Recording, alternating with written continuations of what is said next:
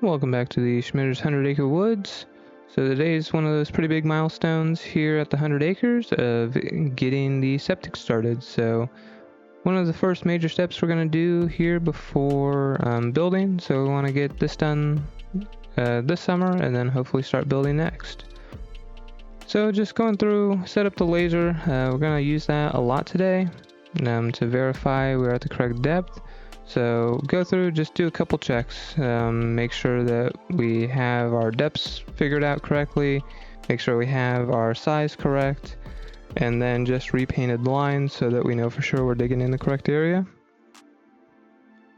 And then start getting the work on getting this dug out. So this spot right here and the other spot on the other side are the same elevation. It's very deceiving, but they are the same. So there's a little bit of a hump there in the middle, so we will have to take a little bit more dirt out there. And you can see where the tractor's parked, it starts to fall off a little bit. It's not as critical, just because that's going to be like the additional sand bed, but we'll still have the appropriate size there to be able to put the sand in and everything. So that's why we kind of kept moving everything up the hill whenever we did the initial setup, and why we took a lot of time to kind of get the setup and get to this point was to make sure we had everything figured out correctly and really understood what the Presby system needed and everything.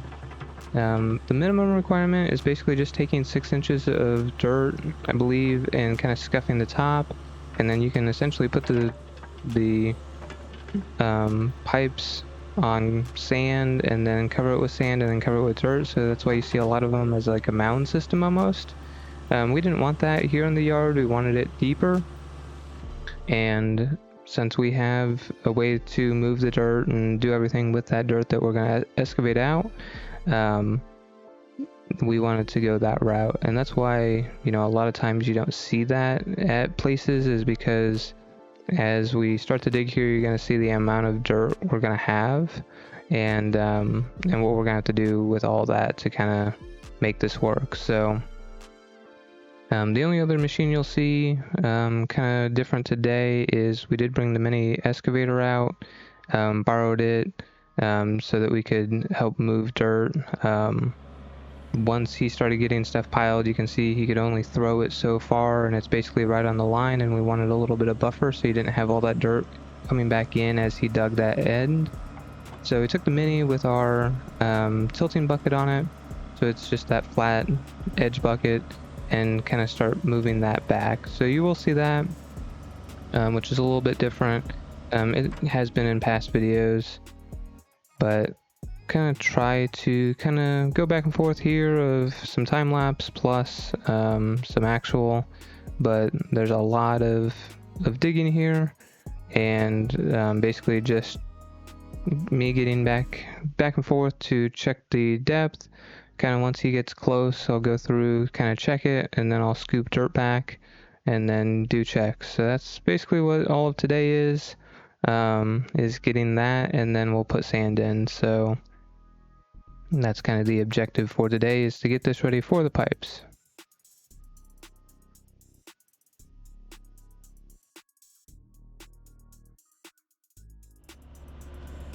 So here we've gotten part of the way through. So far going fairly well. So one of the things with the Presby is you do want to leave that scuffed bottom with your teeth, so you don't want to use a flat bottom bucket for this. So you want those teeth marks left in. And we do have some roots that we have to get through. Luckily, most of them break off because we did have a couple of trees in this area. So we're able to get those just to break, or just took a saw and kind of cut those off and didn't disrupt anything outside of kind of the field that we needed to do.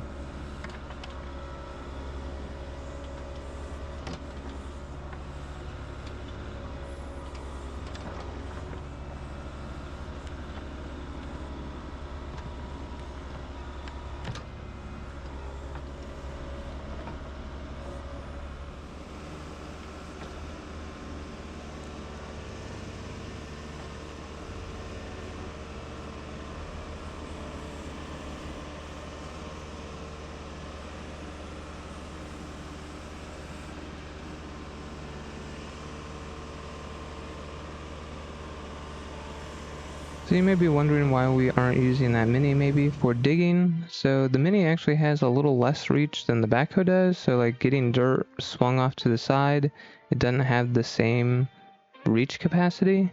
So that's part of the reason. The main thing we really wanted it for was to, when we were doing the backfilling, we needed a tracked machine to kind of track that dirt in. And that was kind of really its main objective, but here it worked very well to get that dirt moved back. So it is faster in its hydraulic movements, but its reach and doesn't have quite as much digging power as the 62. And then obviously with the 62 doesn't have the same swing capability as like the Mini does whenever I need to move dirt on the side. So it's kind of the reason, if you're kind of wondering why we chose what we did, that's ultimately the reason why.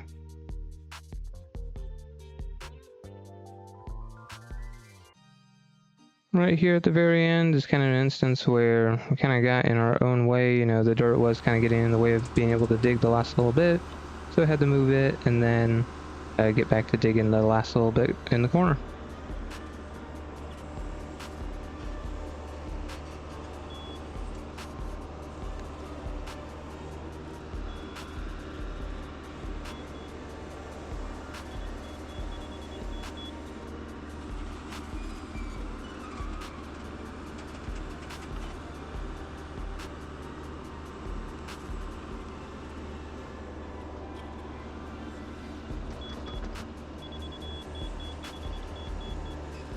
So we don't want to be really close with the dirt, but we are going to put sand on this, and we can kind of get everything finalized on the level with the sand. And then with the ridges in there, it makes it hard to get an exact measurement, but just get, really close and kind of figure out where any high spots are, and everything can kind of be leveled up a little bit with the sand. So just kind of pointing there where what needs to be taken out, and kind of show them, didn't see with my hand, but kind of how much needs to be taken out based on what I'm seeing on the level there.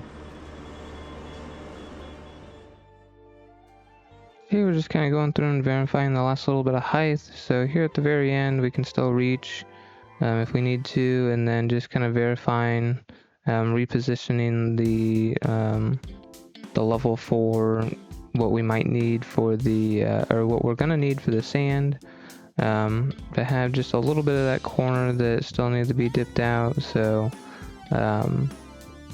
got it kind of just squared up more than anything, and then we can start getting the sand in. So that very corner there just kind of kept falling in a little bit, so just dug a little bit out by hand. So that was the other reason trying to sculpt that end over here, is because I need to bring all this sand in. So I end up using pretty much both triaxle loads of sand to fill the bottom up. So I'll go ahead and just dump a few scoops in here kind of throughout, and then since you can't get in there with the machine because that'll mess it up, you just have to start raking by hand. So we got the laser set up again, so we needed 6 inches, minimum of 6 inches of sand in the bottom, so that's kind of what goes below the pipes. So kind of check that, and then we'd spread it out, and we tried to put as much close and then further out with the machine as we could, but it still just ended up being a lot of raking. And since we cleared this area, it was all out in the sun, so this ended up taking a fair amount of time here to get it all situated, just because there's a lot of sand that we had to dig out, or spread out. But kind of an external view here, getting some of that sand put in, and then kind of working it out. And then once I have it pretty close to where we think we need to be, I'll go grab the laser and we'll start checking the depth to make sure we're kind of where we need to be.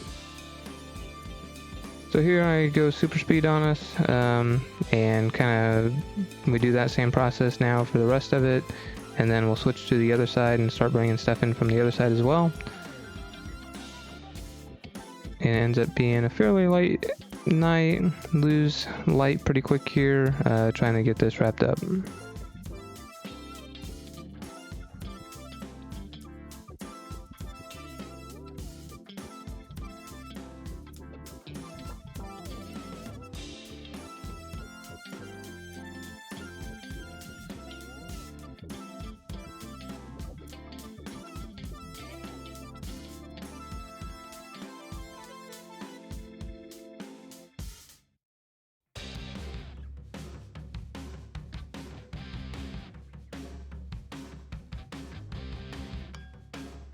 So for this part of it, we had just enough sand to get that all covered, and then we'll have more sand brought in the next day for on top of the pipes. So GoPro is not great at night footage, so I don't do a whole lot here, but just kind of show you a different perspective of it. So that's what we got done that night. So next day we come back over on Monday to actually get the pipes in. So we're gonna go ahead and do 4 runs here, and need a buffer of like a foot or 2. We have all the specs when we did it, but a foot or 2 from the ends and then from the side. And then we made up these racks to get all the separation correct. And then you have a specific way you put the pipes in with the ribbon up and the what they call the diaper down. So have all that situated, got them all connected, and then kind of just do a check for level. And this part of the sand, we did a really good job actually getting it leveled out. So we didn't have really any adjustment we needed to do. So we go ahead and start getting our pipes connected. So you have on this side the in to connection between the two, and then our vent. And then the other side, we just have to make 2 more U's to connect those pipes together. So basically it's essentially one long run of pipes the way you have them connected. And then we did run a wire all the way around under the sand so that we knew the exact perimeter of the drain, or of the septic area itself, so we don't accidentally run that over. And then we got our drain put in there. And then we need to come in and dig out and get exposed the pipe that's going to be actually the inlet into this field. So we get it dug out and put it in place. So here we're getting really close to being ready for the sand that goes on top of it. So essentially what we need is 6 inches of sand on top of all of this, and what goes in between. So what we're shooting for here is to have the truck come in and be able to shoot the sand on top of all of this, and us not to have to handle it. And some part of that is contingent on when the inspector can get there to make sure that we have our pipes at the correct level and that he's happy with everything. So we go ahead and just stub out a piece, and since we don't have the tank at this time, we just get it stubbed out enough to where we'll be able to dig it back up later. Put just a little bit of sand around it so that whenever we go to dig this up, we're digging through that sand instead of compacted dirt. It'll just be a little bit easier to expose and be able to get around, get that open back up so that when we need the glue fittings on there, it's all exposed, or easy to expose.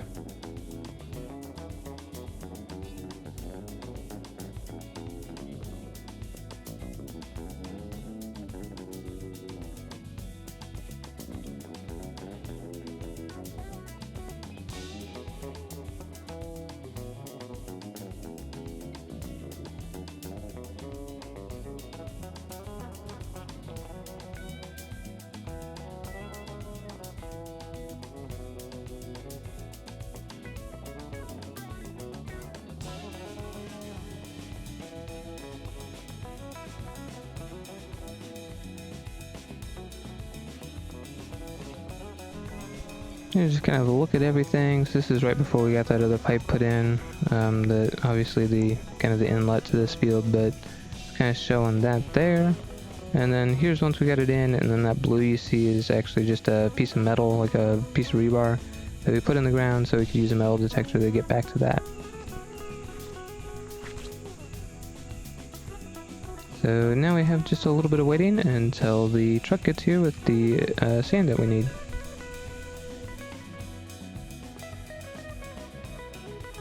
So we didn't have to do a whole lot. We actually had it opened up enough. He was able to get backed right in there, kind of perpendicular to it, get that shooter swung around, and then he just has a control on some joysticks where he's able to shoot that sand in between the pipes and kind of adjust where it goes. So he's able to do on all sides and then on in between. And one thing we'd read is that you need to make sure that the sand kind of in between the pipes and around is a little compacted a little bit and everything. So the way the shooter does it though, it's kind of compacting it as it goes in, so we didn't have any issue there. It's the inspector that showed up there, so it worked out fairly well timing wise. He's able to get most of the sand around the pipes and then able to work with the inspector to make sure he's happy with our level. And then the guy with the sand is able to finish putting all the sand on top. So kind of as he gets the sand in between and has it stabilized, he starts pulling out our braces, just so he can get sand in the little bit there that it's being blocked. And here's kind of a look from the side of what that looks like. And he's able to adjust the mount and how hard it throws, and I think he said he was able to throw about 50 feet, which were 54, 52 feet wide, so he's able to throw to the extent of the field.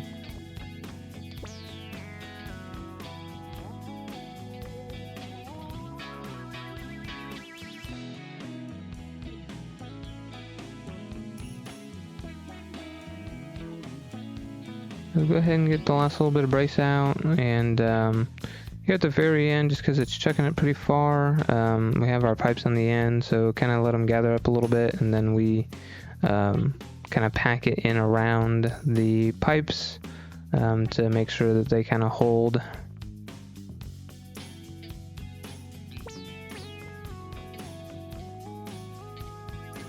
So that's what we're doing there, is he kind of got a little bit of sand gathered up, so then just working on getting those situated. So while we're doing that and kind of getting it packed around so that those pipes stay sticking up, he gets some sand down there and then kind of does the same thing on that end as well.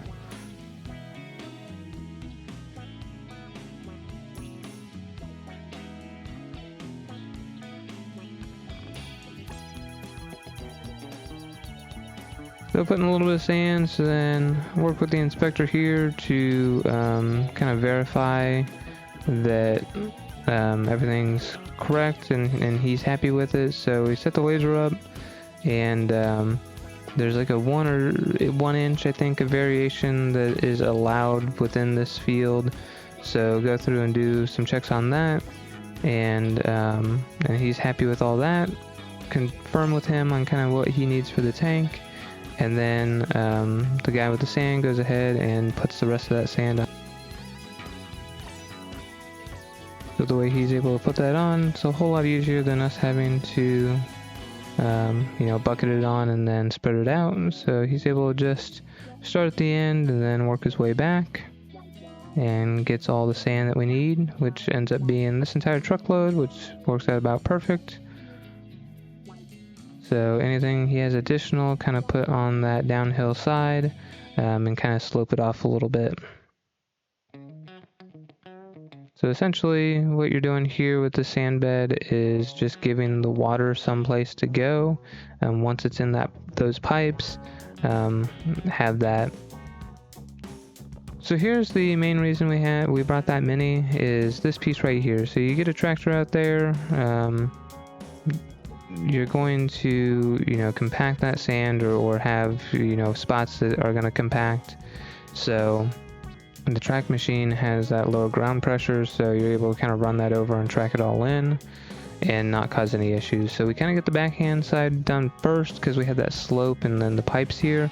So we kind of want to get dirt up to that to make sure we don't disturb any of the pipes. So we get the dirt brought up to the slope and then start on this other side. So I was able to use the big tractor to get stuff pushed in over to it basically, and then he's able to use the Mini to place exactly where he wants the dirt. Once we have this covered over and he's done a lot of tracking on it, we're not afraid to drive the little tractor on it. It doesn't really weigh enough to disturb this, so we're able to go through and do all the grading we need to do after it's been kind of run in. So that's where he has a 6-way blade on this Mini, so able to kind of adjust the angle and everything on that, and just kind of placing the dirt where he needs. This, because of the pipes, he wants to track in and kind of place a little bit more than just having me put it in. So I just get it really close for him, and then he kind of places it and then can kind of track it in layers instead of big pieces at a time.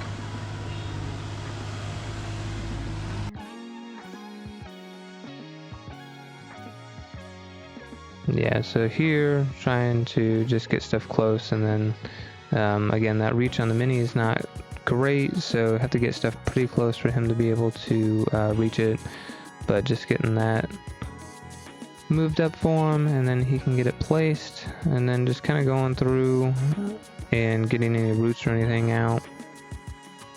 And then basically it's him just tracking all this in and then using the blade to kind of get any, high spots out. So essentially whenever we get done here, you'd hardly know that we put something in other than that pipe sticking up. So do a pretty good job getting it all tracked in. And we do go back here later and put some seed and straw on it and get it started into yards. So thank you for watching. Hit that thumbs up button, subscribe, and we'll catch you next time.